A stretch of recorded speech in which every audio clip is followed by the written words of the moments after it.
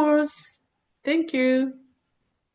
Okay, thank you so much, and Dr. Hai, for this nice presentation. I'm gonna go ahead and share my screen now to start the.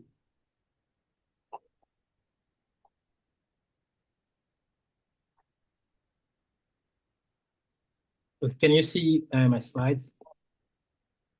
Yes. Okay.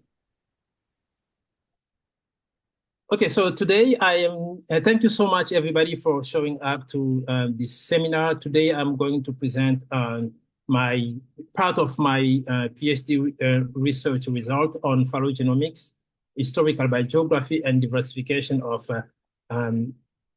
African species of Labeo.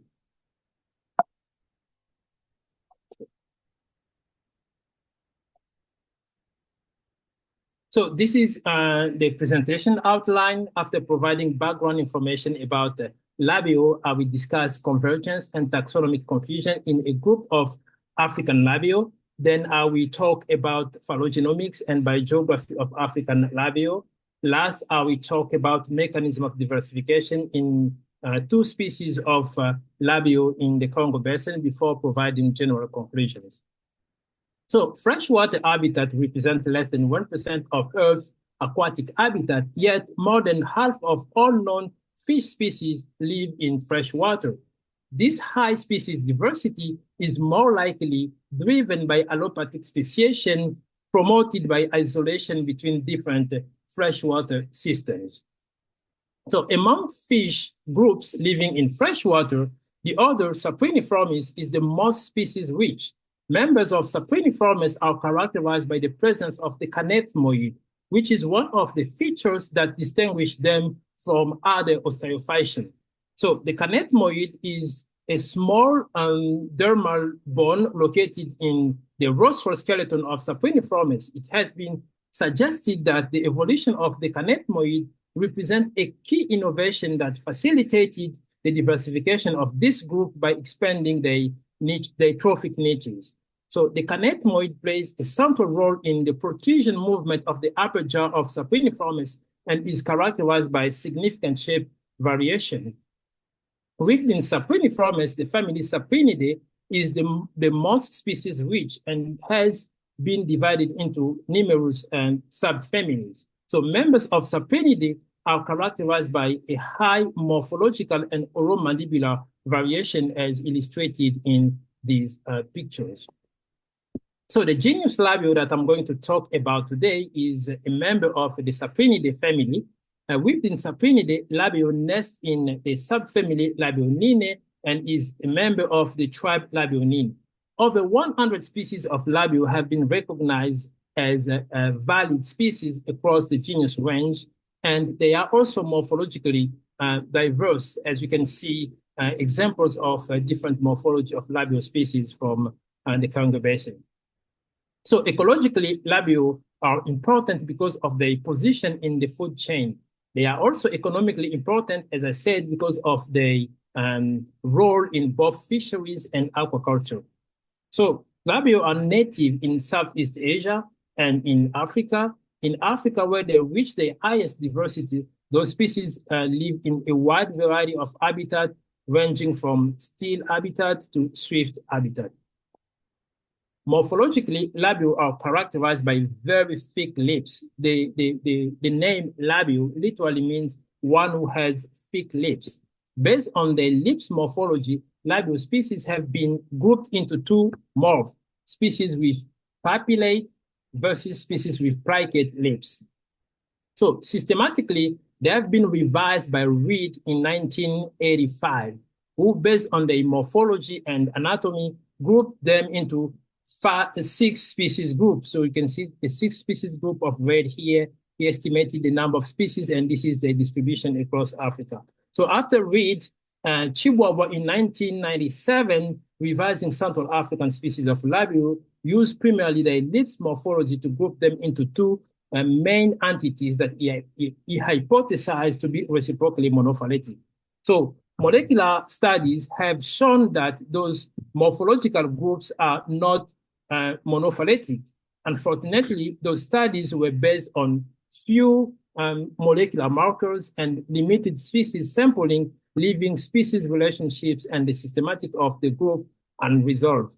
Further, very few is known about African Labeo population structure, the historical biogeography, and the mode of diversification.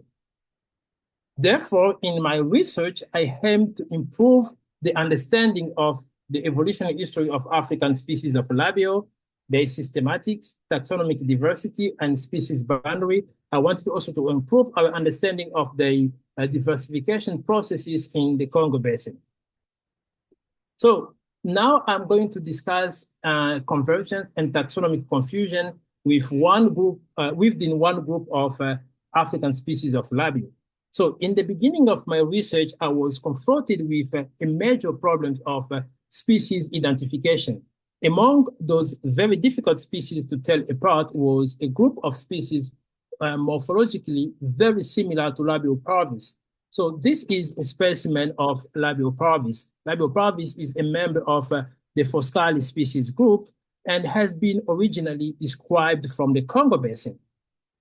Other species, including Labeo ogunensis, Labeo obscuris, have been described from West Africa, but later on will be synonymized to Labeo parvis.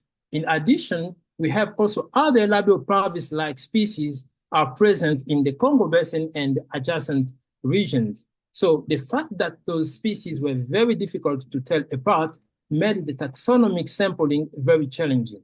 So to facilitate my sampling task, I decided to investigate the origin of taxonomic confusion within the Labeo Foscali species group, focusing on the case of Labeo parvis and Labeo ogunensis. More specifically, I wanted to know if Labeo parvis sansolato was a single species or a complex of morphologically cryptic species.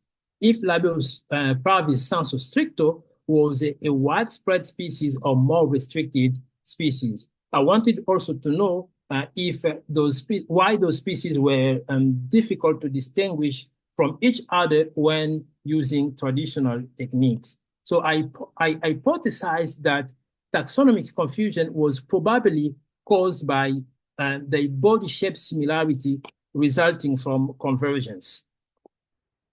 So to answer those questions and test the hypothesis, I used an integrative approach combining molecular phylogeny and quantitative shape analysis.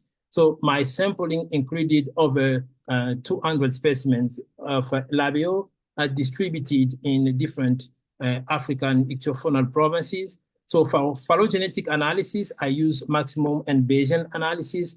For quantitative shape analysis, I use two-dimension geometric morphometric. Finally, I applied phylogenetic comparative methods to infer the history of body shape diversification across those species. So in here, I'm just showing you different landmarks that I use to quantify shape among those species. So you have these landmarks in lateral view and this one in ventral view. So the results, so both of my analysis, the maximum likelihood and the Bayesian analysis resulted in very similar tree topologies. So this is the topology inferred from the maximum likelihood analysis. So I have many information in these figures or in this tree topology, but I only have two main take-home information. So the first one is this Labeo Foscali species group can be divided into two main clades. So the first one here, H, is widespread in Africa. You find them in West Africa. And the second one, H, that I'm calling H here, is more restricted in the Congo Basin and the southern part of the Lower Guinea. The second take-home information is that all those Labeo species from West Africa, often referred as Labeo parvis, including Labeo ogunensis, are not closely related to Labeo parvis. Labeo parvis, which is this species here, which is restricted in the Congo Basin. So quantitative analysis of body shape suggested separation between the West African clade in blue here and the Central African clade in red. But we have also retrieved retrieved a lot of overlapping, so significant overlapping both in lateral and ventral view.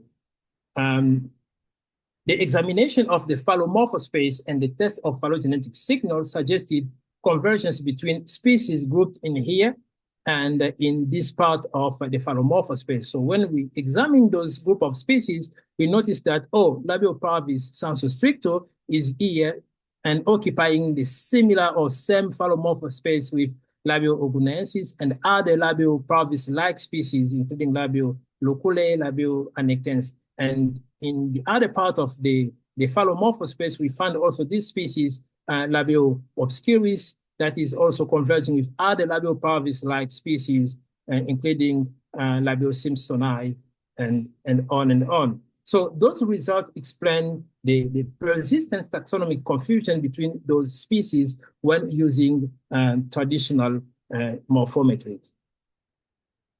So in conclusion, in this study, I established that Labioparvis sensu-lato is a complex of multiple morphological cryptic species. I resurrected Labio ogunensis and Labio obscuris as valid species. I established that Labioparvis sensu-stricto is endemic to the Congo Basin.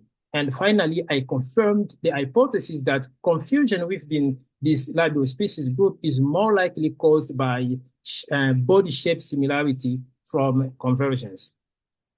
So with that situation sorted out, it became easier, not easy, but easier to conduct sampling for a large-scale phylogenomics and biogeographic studies of African species of Labio. So biogeographic studies are important because they help in discovering, describing, and understanding pattern of geographical distribution of organisms, and historical biogeography sheds light on past events that shaped that distribution. Those information are increasingly or are crucial for effective management of biodiversity and are increasingly needed in certain regions such as Africa, where human pressure on biodiversity keeps increasing.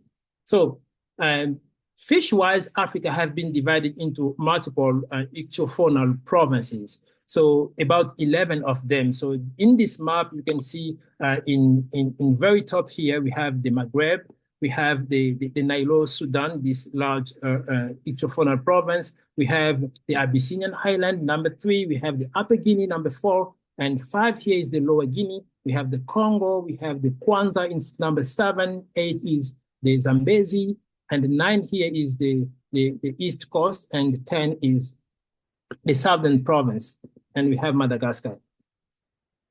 As I said in my introduction, so previous phylogenetic studies on African Labeo were based on very few molecular markers and limited species sampling, failing to produce concurrent results. For example, in this study, African Labeo haven't been retrieved as monophyletic, whereas in this study, we found that they were monophyletic. So a different approach was needed, and the phylogenomic approach was the appropriate approach as it is known for producing robust results. Therefore, in this study, I aim to utilize genome-wide markers and extensive species sampling to reconstruct comprehensive phylogenetic relationships and historical biogeography of species of Labeo in Africa. And based on the newly reconstructed phylogeny, propose a new intrageneric groupings of those species. So more specifically, I wanted to know how many major clades of Labeo exist in the Afrotropics and how they are related to each other. I wanted to know when and how the radiation of those clades happened across the continent. I wanted also to know if those major clades have some synapomorphies that we can use as diagnosis. So to improve my sampling, I conducted a lot of field work between 2019 and 2021 in the Congo mainly, but other regions as well. In addition of collected specimens, I received tissue gift and specimen loans from different institutions across the world. So I compiled about 182 tissues from which I extracted the genomic DNA, and those tissues represented about 8 African species of Labeo, distributed in 9 out of the 11 ichthyological provinces. I added also as outgroup 2 Asian species of Labeo, 1 species of Bangana, and another species of Gymnostonus.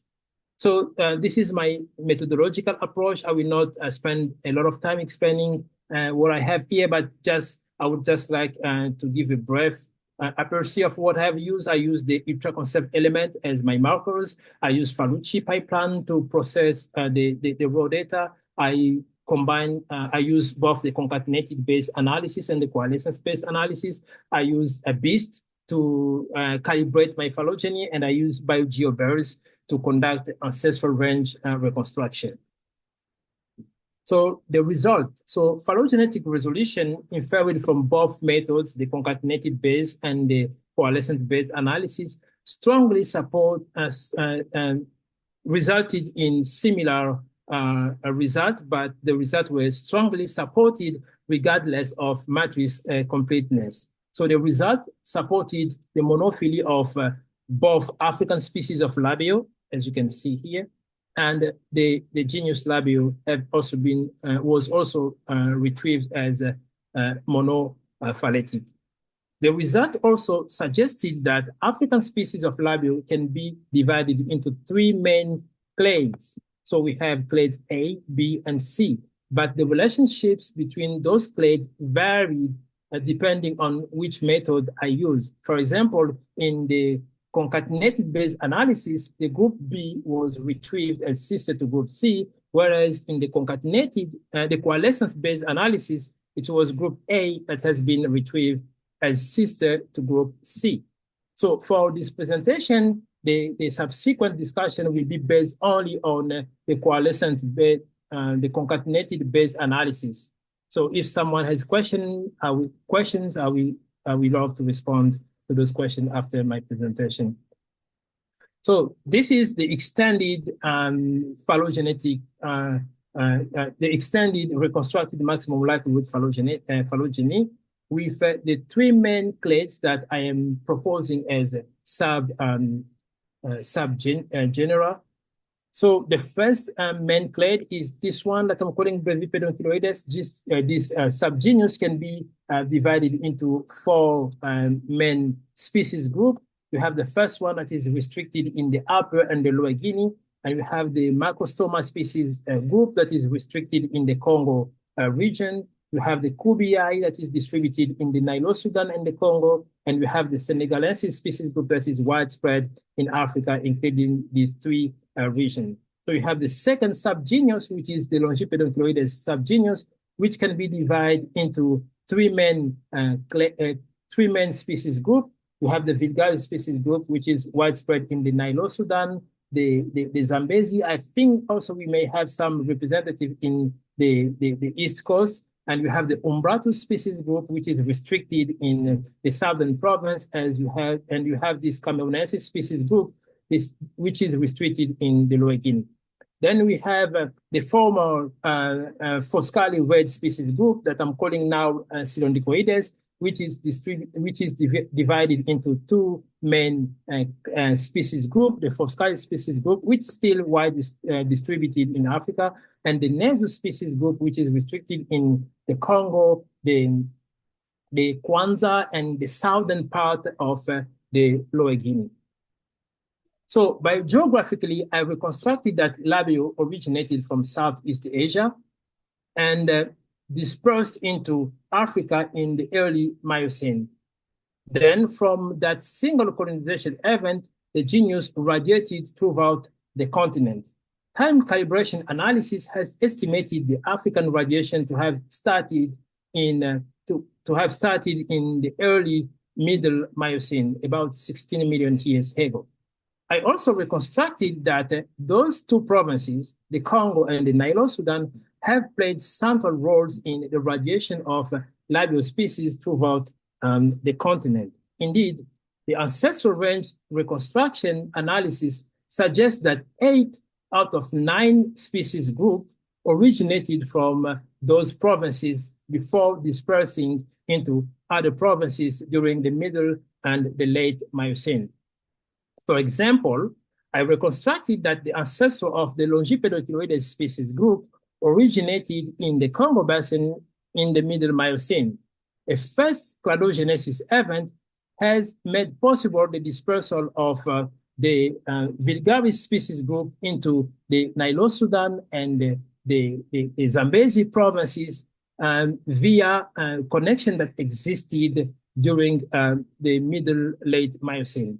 A second cladogenesis event has made possible the dispersal of the Umbratus species group to the southern province via the Zambezi and the ancestor of the Cameroonensis species group to the Lower Guinea province. So through time, this subgenus went extinct in the Congo province, resulted to the distribution of the current representative of this subgenus into the 4 provinces: the southern province, the Zambezi, the Lower Guinea, and the Nilo-Sudan.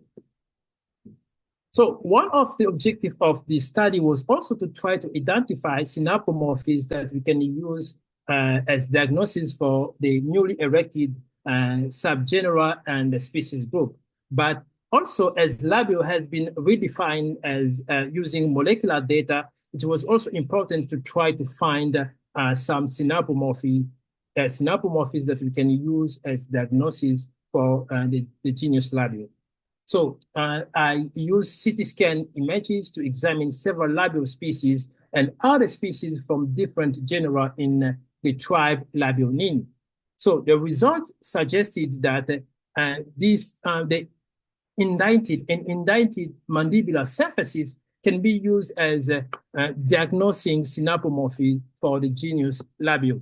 Indeed, when you compare different Labeo species group with other genera in the tribe, you notice that only Labeo species, including like Asian species of Labeo, the 3 subgenera of African species of Labeo, they have this indentation of the mandible surfaces in common. But when you look at the other species or the other genera in the tribe, like the Pangana or the Cyrinus or the Gymnostonus, they do not have that kind of indentation. I have also examined the shape of the urohyle bone. So the urohyle plays an important role in mouth opening and closing in teleost fishes. So the comparison of the urohyle suggests the existence of 2 types of urohyle in African species of Labeo. So I have type 1 here in red, that is characterized by this structure, net-like structure that I'm calling here the column. And you have the type 2, which lacks that clear structure, that well-developed structure, the column. So ancestral state reconstruction has identified type 1 as ancestral and the type 2 as derived. And it has also identified type 2 as a potential synapomorphy for African species of Labeo with reversal to type 1 in 3 different groups. You have one group here, it's the Senegalensis species group, and this group here, which I was naming the Vulgaris species group, and the Umbratus species group. Remember that group that was restricted to the southern province. Last, I have examined the body shape variation between those 2 subgenera in Africa using linear measurements. So the results suggest separation between the 3 subgenera, but with some overlapping among them. But more specifically, I was able to find out that this group of Brevipedonculoides was characterized by a deeper but kind of like very short caudal peduncle. So that's why I'm calling them Brevipedonculoides. In opposite, this group, Longipedonculoides, they have very long caudal peduncle but shallow, and that's why I'm calling them Longipedonculoides. So this Cylindricoides group is characterized by an intermediate caudal peduncle but they have this very long anal fin vent distance. This is like the distance between the anal opening and the origin of anal fin. Generally speaking, they have a cylindrical body. That's why I'm calling them cylindricoides. So to summarize this study, I reconstructed the first well-supported phylogenomic hypothesis for African species of Labeo and the historical biogeography. So based on that hypothesis, I proposed a new classification of Labeo, splitting them into 9 monophyletic subgenera, with each of them divided into multiple species group for a total of 9 species group. So now I'm going to talk about mechanism of diversification of two rheophilic Labeo species in the Congo Basin. So the Congo Basin is the world's second largest river basin after the Amazon. Fish-wise, it is the most species-rich river system in Africa, and over 40% of African species of Labeo are found in the Congo Basin. The basin is characterized by a high level of endemism. About 70% of species living in the Congo are endemic, suggesting that most of those species living in the Congo Basin originated from the Congo Basin. So those attributes make the Congo an interesting system to study mechanism of diversification. However, previous studies on mechanism of diversification almost exclusively focused on this part of the Congo known as the Lower Congo. And they have been conducted on a group of species, like small-bodied species in the family of, in the Cichlids family of Cichlidae, leaving a gap of knowledge for widespread large-bodied species such as Labeo. So in this specific study, I decided to bridge that gap by investigating the mechanism of diversification of two rheophilic Labeo species along the Congo River. So more specifically, I wanted to know how many populations of those species exist along the Congo River, if there is any morphological variation between those populations, and I wanted also to know how and when did those populations diverge. So why studying rheophilic species? The Congo River is characterized by a high level of habitat heterogeneity, and rapid habitats are not continuous along the river. For example, the Lower Congo, so this part of the Congo known as the Lower Congo, is characterized by rocky habitat, whereas this stretch of the Middle Congo is known for its sandy, shallow, and relatively calm habitat. And the Upper Congo is similar, or has similar characteristics as the Lower Congo. So I wanted to know if such habitat discontinuity had an impact on structuring population of species highly adapted to rapid habitats such as Labionesus and Labiosorex. For the question how and when did those populations diverge, I hypothesized, so I formulated two hypotheses. So the first hypothesis suggests that the population structure in those species is caused by an ongoing isolation by habitat. And the second hypothesis suggests that the structure has been caused by historical isolation due to past climate or geological events. So to respond to those questions and test the hypothesis, I collected specimens of both species in different ecoregions of the Lower Congo, this region, the Middle Congo here, and the Upper Congo. I also visited this part of the Middle Congo, but couldn't clearly collect any specimen for those species. So I use RADSeq to generate thousands of loci, and I use for population inferences, I use 3 methods. So I use Bayesian population clustering, well known as structure. I use PCA, principal component analysis, and I use also phylogenetic analysis. So to investigate morphological variation, I use CT scan images of the canetmoid. Remember that structure that I talked about, that I was explaining, that played an important role in the protection of the aperture of Cypriniformes.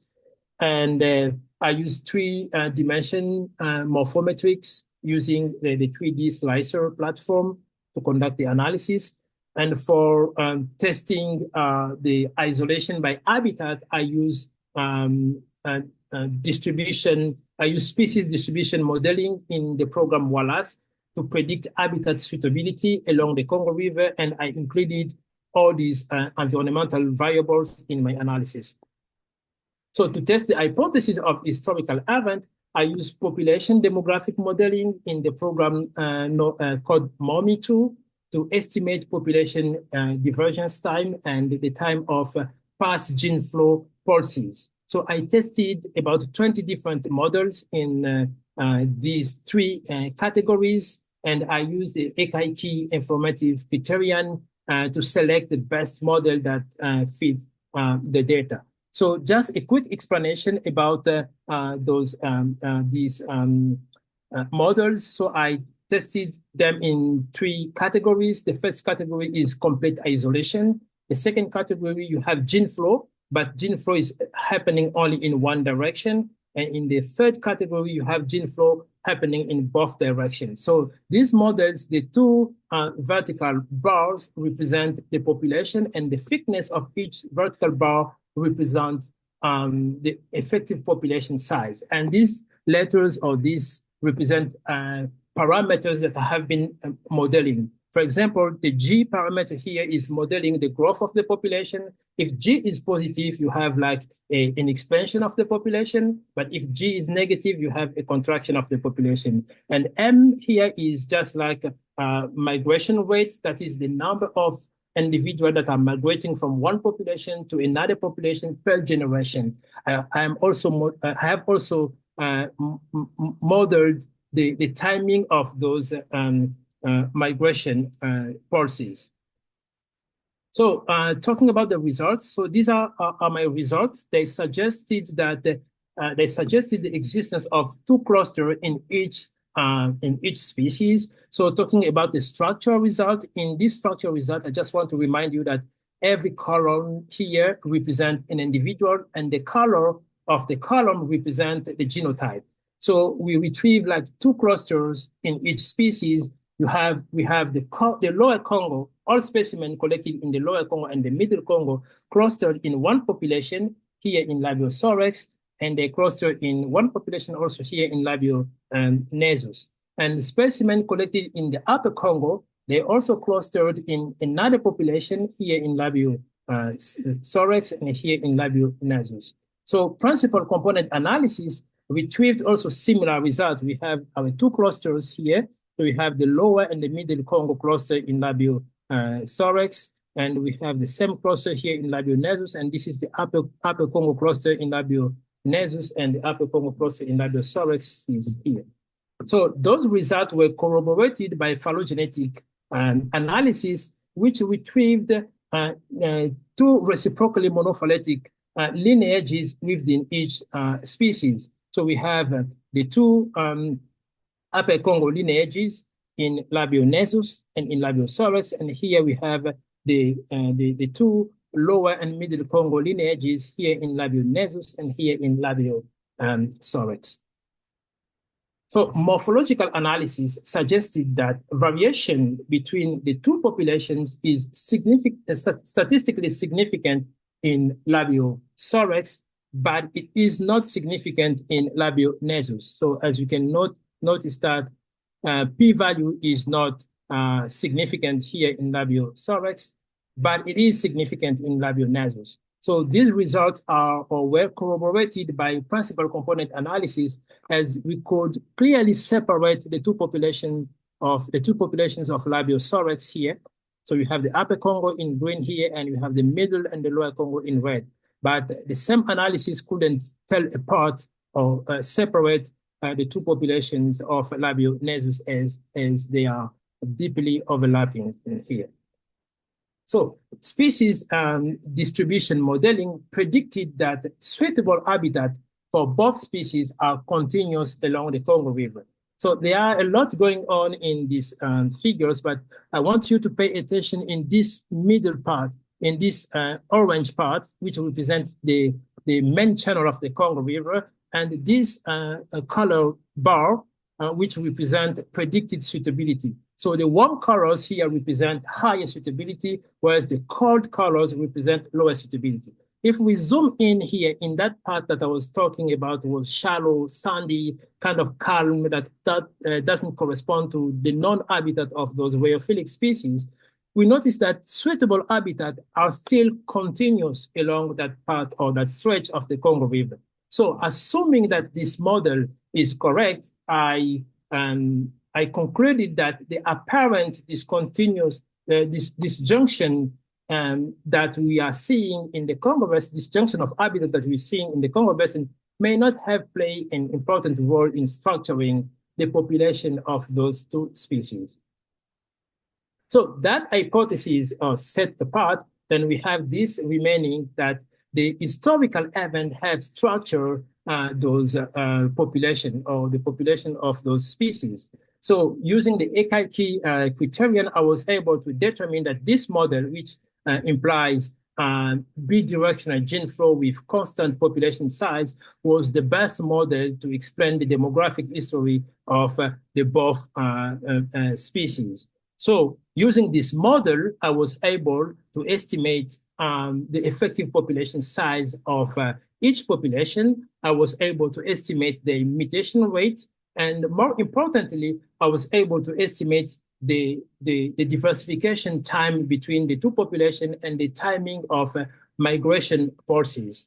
So the results suggested that the two populations of Labiosaurus diverged about 1 million years ago, and the pulses, the migration pulses that I was able to identify happened about 0.5 million years ago and about 0.1 or 2 million years ago.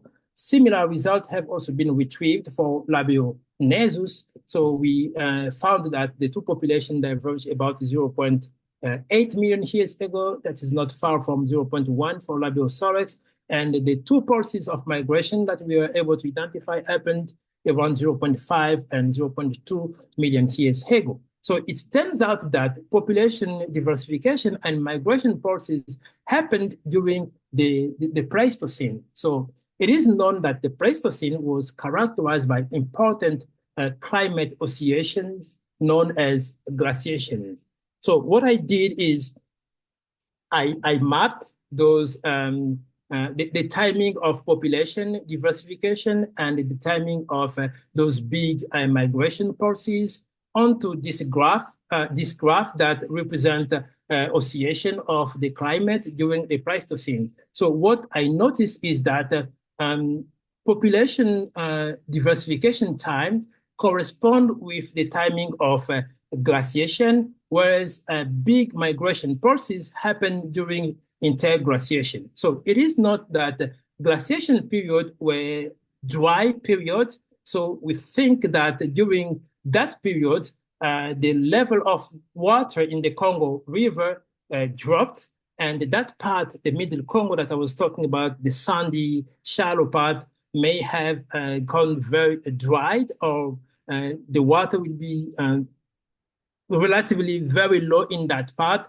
separating the two populations of those species and maintaining them separated for quite a long period of time. And during interglacial period, which is known as wet period, that level of river will rise again and connecting the two populations. So that oscillation, those repetitive disconnection and reconnection of those groups, we think is the main mechanism that have structured population along the Congo River, or those migratory species along the Congo River. So in summary, I have discovered the existence of two populations within each of the studied species, Labionesus and Labiosaurus. I have shown that allopatric diversification driven by historical climate events to be the most likely mode of diversification of migratory species at the Congo basin scale. So to put everything in perspective, when I started my research, Labeo was a complete taxonomic mess. I mean, it's still a problem right now, but I have generated enough information that have allowed me to lay foundations toward the resolution of the mess that is the taxonomy of African species of Labeo. So in the first study, I have resolved the problems of the West Basket taxon, which is Labeo parvis.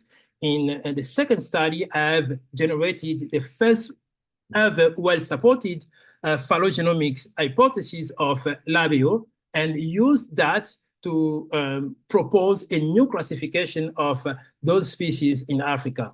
In the third study, I've generated the first ever population genetic information for Labeosaurex and Labeonasus and have shown that allopatric speciation driven by historical climate event is more likely the principal mode of diversification. So that said, I would like to acknowledge my PhD advisor, Dr. Melanie Sasny, and my PhD committee, my former institution, the RGGS at the American Museum of Natural History, my lab mates that have helped me to navigate through this process, and all these institutions that have provided loans, fundings, and every kind of support to complete this work. So with that, I will take any questions.